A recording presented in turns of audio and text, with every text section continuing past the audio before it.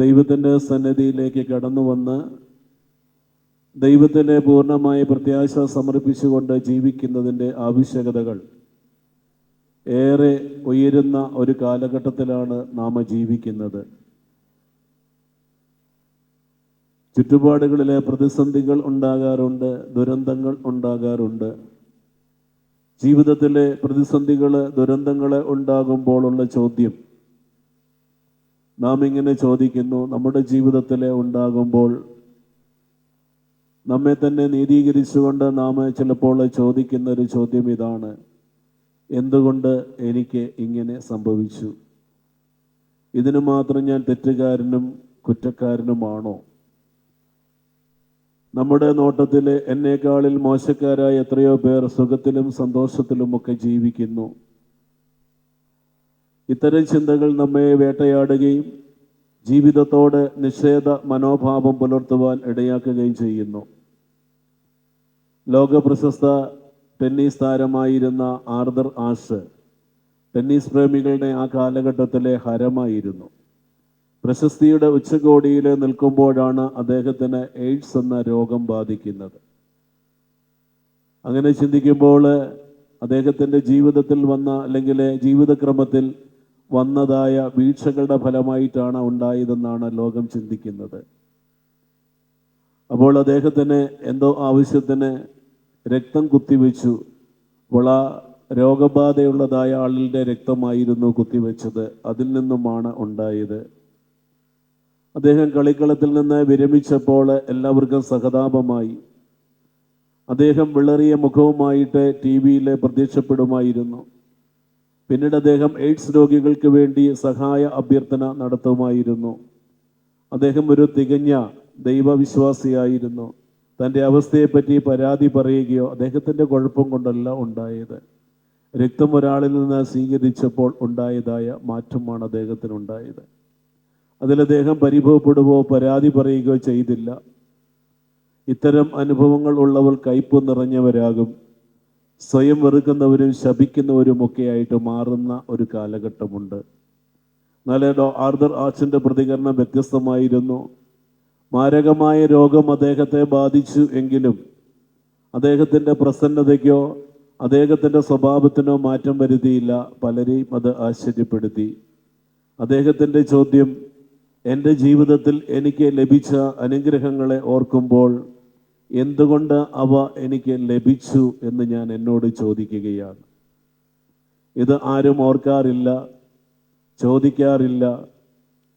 സുന്ദരിയും പ്രതിഭാശാലിയും ഭാര്യയെ ലഭിച്ചു, ബുദ്ധിയും സാമർഥ്യമുള്ള മക്കളെ അദ്ദേഹത്തിന് ലഭിച്ചു. അപ്പോൾ അദ്ദേഹം ഇങ്ങനെ പറയുന്നത്: എനിക്കിതെല്ലാം എൻ്റെ ദൈവത്തിൽ നിന്ന് എന്തുകൊണ്ടാണ് ലഭിച്ചത് എന്ന് ഓർക്കുന്നു. ആഷ് ജീവിതത്തിലുണ്ടായ ദുരന്തത്തെ പറ്റി ഓർക്കാതെ ലഭിച്ച നന്മകളോടും കൃപകളെയും ഓർത്ത് ആശ്ചര്യത്തോടെ അനുസ്മരിച്ചു. ജീവിതത്തിൻ്റെ ഇരുട്ടിലേക്ക് നോക്കിയില്ല. പ്രകാശപൂർണമായ ഒരു ജീവിതാനുഭവത്തോടെ മുന്നോട്ട് അദ്ദേഹത്തിൻ്റെ ജീവിതാവസാനം വരെ പോകുന്നതായിട്ട് കാണുന്നു. നമ്മുടെയൊക്കെ ജീവിതത്തിൽ ഇതുപോലെയുള്ള തിക്താനുഭവങ്ങൾ ഉണ്ടാകുമ്പോൾ, പ്രതിബന്ധങ്ങൾ ഉണ്ടാകുമ്പോൾ നാം ഇങ്ങനെ ചോദിക്കും: എന്തിന് എനിക്കിങ്ങനെ ഉണ്ടായി എന്ന് ചോദിക്കുകയാണ്. അതിൻ്റെ കാരണം എന്ത് ചോദിച്ച് അങ്ങനെ മനസ്സ് നീറ്റാതെ വേദനകളുടെയും പ്രയാസങ്ങളുടെയും നടുവിൽ നന്മകൾ ചൊരിയുന്ന ദൈവത്തെ കാണണം. അപ്പോൾ കഴിഞ്ഞുപോയ ജീവിതകാലത്തിൽ ചോദിക്കാത്തതും യാചിക്കാത്തതും അർഹിക്കാത്തതുമായ നന്മകളും അനുഗ്രഹങ്ങളുമൊക്കെ നമ്മുടെ ജീവിതത്തിൽ ചൊരിഞ്ഞ ദൈവത്തെ കാണുവാനായിട്ട് സാധിക്കണം. പൗലോസ് പറയുന്നത്: സ്വർഗീയമായ എല്ലാ ആത്മീയ നൽവരങ്ങളാലും ക്രിസ്തുവിൽ നമ്മെ അനുഗ്രഹിച്ച പിതാവായ ദൈവം സ്തുതിക്കപ്പെടുമാറാകട്ടെ. സ്വർഗീയമായ എല്ലാ ആത്മീയ നൽവരങ്ങളാലും നമ്മെ അനുഗ്രഹിച്ച പിതാവായ ദൈവം സ്തുതിക്കപ്പെടുമാറാകട്ടെ. ദൈവം നൽകുന്ന നന്മകൾ അളവറ്റവയാണ്. നമ്മളെ വ്യാപരിക്കുന്ന ശക്തി മുഖേന ഏറെ അനുഗ്രഹങ്ങൾ നമുക്കുണ്ടാകുന്നു.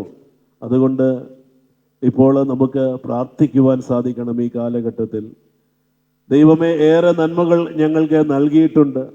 ആ നന്മകളുടെ ഇടയിലെ ചെറിയ മുള്ളുകളുമൊക്കെ ഞങ്ങൾ വന്നിട്ടുണ്ട്. എന്നാൽ ആ നന്മകളുടെ അളവുകളെ നോക്കുമ്പോൾ മുള്ളുകളെ ചെറുതാണ്. അതിനെ മാറ്റുവാനായിട്ട് സാധിക്കുന്ന ഒരു ദൈവമാണ് ഞങ്ങളെ അത് മാറ്റി അനുഗ്രഹിക്കണമേ എന്ന് ദൈവത്തോട് പ്രാർത്ഥിക്കുവാനും അവിടുത്തെ അനുഗ്രഹങ്ങൾക്ക് നന്ദി കരയേറ്റുവാനും സാധിക്കുമ്പോഴാണ് ജീവിതത്തെ ദൈവത്തിൻ്റെ സ്നേഹത്തിൻ്റെ പാത്രമാക്കി മാറ്റുവാനായിട്ട് സാധിക്കുന്നത്. പ്രിയമുള്ളവർ, ഇന്ന് പരിശുദ്ധനായ ഗീവർഗീസ് സഹദായുടെ പെരുന്നാൾ നാം ഇന്ന് ആചരിക്കുകയാണ്. ദൈവത്തിന് വേണ്ടി പീഡകളെ സഹിച്ചതായ സഹദ, തൻ്റെ ജീവിതം ദൈവത്തിനായിട്ട് സമർപ്പിച്ച എല്ലാ കഷ്ടനഷ്ടങ്ങളും ദൈവത്തിന് വേണ്ടി സമർപ്പിച്ചവൻ ഇന്ന് ദൈവത്തിൻ്റെ ഏറ്റവും ശേഷിയുള്ള ഒരു ഭടനായിട്ട് മാറിയിരിക്കുന്നു. പരിശുദ്ധനായ ഗീവർഗീസ് സഹദായുടെ മധ്യസ്ഥതയിലെ അഭയപ്പെടുമ്പോൾ അസാധ്യങ്ങളെ സാധ്യമാക്കി തരുന്ന ദൈവത്തിൻ്റെ കരുതൽ നമ്മുടെ ജീവിതത്തിൽ ഉണ്ടാകുന്നതായിട്ട് കാണുന്നു. പ്രിയമുള്ളവരെ, നമ്മുടെ 2016, 15, 16, 17 കാലഘട്ടത്തിൽ ഞാൻ ഷാർജയിൽ ആയിരിക്കുമ്പോൾ ദുബൈയിലെ നമുക്കൊരു വർഷിപ്പ് സെൻറ്ററിനുള്ളതായ സൗകര്യങ്ങളെ പെട്ടെന്ന് ലഭിച്ചപ്പോൾ അവിടെ നമ്മുടേതായ, നമുക്ക് ഷാർജയിലും അബുദാബിയിലുമൊക്കെയാണ് പള്ളി, ദുബൈയിലെ പള്ളിയിലായിരുന്നു. അവിടെ നമ്മുടെ ഒരു ആരാധന കേന്ദ്രം തുടങ്ങണമെന്നുള്ളതായ ആഗ്രഹത്തിൽ നിൽക്കുമ്പോഴാണ് ഇന്ന് ചെല്ലുന്നതായിടത്ത് നമുക്ക് ആദ്യമായിട്ട് ഒരു സൗകര്യം അവിടെ ലഭിക്കുന്നത്.